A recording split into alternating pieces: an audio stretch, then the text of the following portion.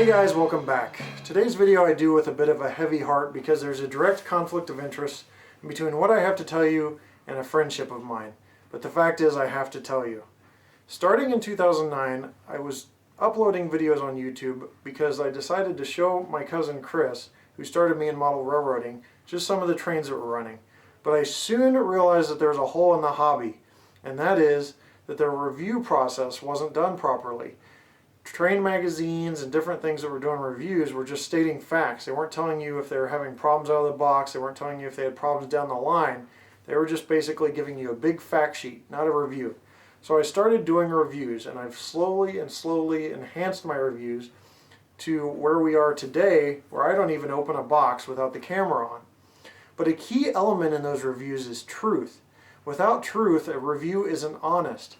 And I have to be honest with you guys with my reviews, or else I lose my credibility, and my reviews are just as useless as the reviews you find in a magazine. So with that said, it's with a heavy heart that I have to tell you something today. Back in 2009, I started working with a company called Ligar Technologies to have a lot of my locomotives upgraded to DCC and sound. They did a great job all the way up through this year. But unfortunately, earlier this year, a key store manager left the store. The storefront shut down. The owner went through some personal issues and is now operating out of his home. But that's not the problem. The problem is they are no longer producing quality work. And I will not have my credibility crushed from those early 2009 videos where I told you to go to them when they are not producing quality work. I've gotten several independent reports of bad work done by them. Broken ditch lights, broken handrails, things not installed all the way. They've taken people's money and not finished work. They're holding models. They even have a few of my models. But I let them hold on to my models because I knew the owner was going through a personal problem, and I sympathized with that, and I still sympathize with that. But the fact is, my models are not the point of this video. I've had other viewers who trusted my word send stuff down to them and have now had problems with them. And I feel badly about that because I was not aware of those problems. Well, now I'm aware, and I'm going to issue my first ever consumer alert. Do not patronize Ligar Technologies. LigarTechnologies.com's website is still up and running. You could add things to your cart, you can check out, but you may not receive the items. And whatever you do, do not send products down to Ligar Technologies for repair, because chances are you will not get those back. I'm saying this because it's happened, and I will not let you guys be thrown under the bus because I had a friendship with this company. I am now aware of it, as of this morning, a matter of fact, that they are not doing quality work, and I am now telling you in the same day, do not patronize them, please. If you do, do at your own risk. Now with that said, people may wonder where to go for DCC installations, and I just picked a couple quick ones that I know are credible. LitchfieldStation.com and DCCTrain.com. Both are credible DCC installers. I have personally visited DCC Train in Cincinnati, Ohio. He's a great guy. He does quality work. So I highly suggest him. And I've spoken with Litchfield Station on the phone, and they seem to have their act together. But if you have to pick one of the two, I'm 100% sure DCC Train is good to go for DCC installations. And I'll provide the link to their info below. Now, about the review process, that truth element that has to be there. If that's not there, you can't trust my reviews. And I cannot sit there with a clear conscience and lie to you or withhold information. So that's why I'm making this video. Because A, I want my credibility to stay in place so you trust me in the future for reviews. B, I'm out to only protect you guys. If you look back at my many videos, my goals are to give you the truth, to save you money and save you some of the pain I went through. This very layout that's right here is made of this foam board that I messed up on and bought the wrong stuff. And the first thing I did was turn on the camera to let you know, listen, I bought this white stuff with little beads, don't buy that. Buy the good pink, I can't remember what the foam board's called right now, but I said it in the video.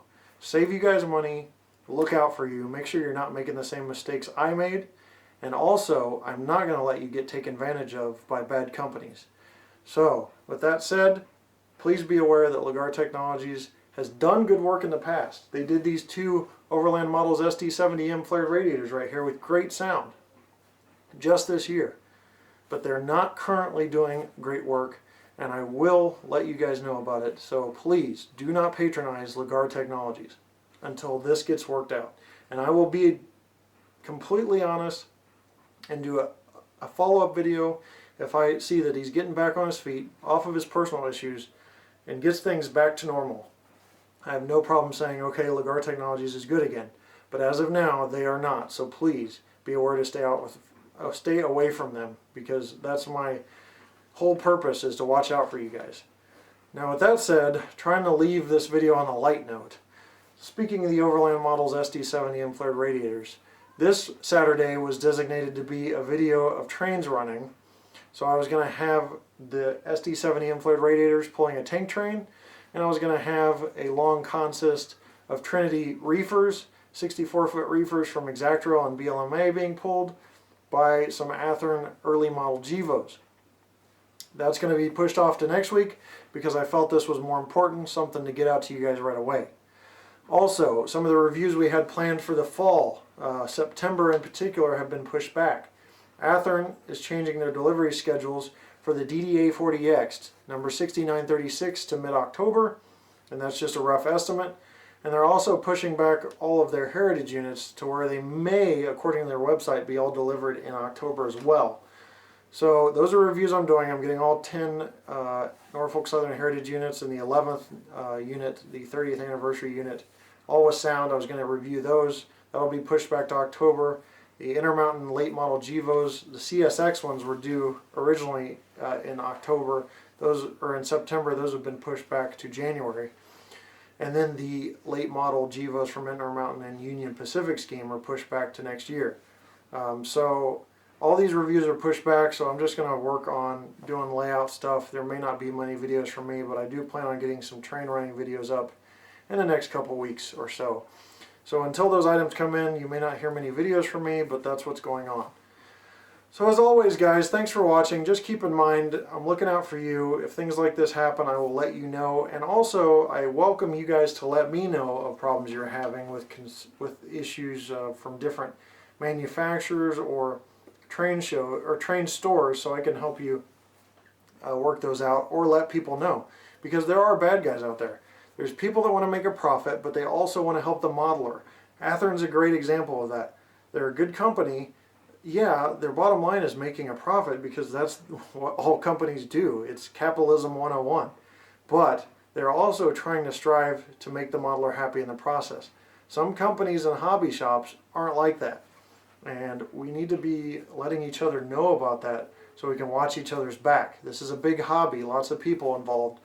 And there's nothing more important than helping your fellow man save the strife of going through some of the pain that some of my viewers have gone through. One guy that emailed me this morning that basically was the confirmation that Ligar isn't doing right, said he was physically sick because of the problems that he opened up that box from Ligar Technologies, and there's pieces and parts everywhere, broken pieces, and it was just thrown together at the last minute because he was wanting to know where his model was, and pressuring to know where his model was after months and months down there, possibly a year or so. I don't know how long, but it had been plenty of time.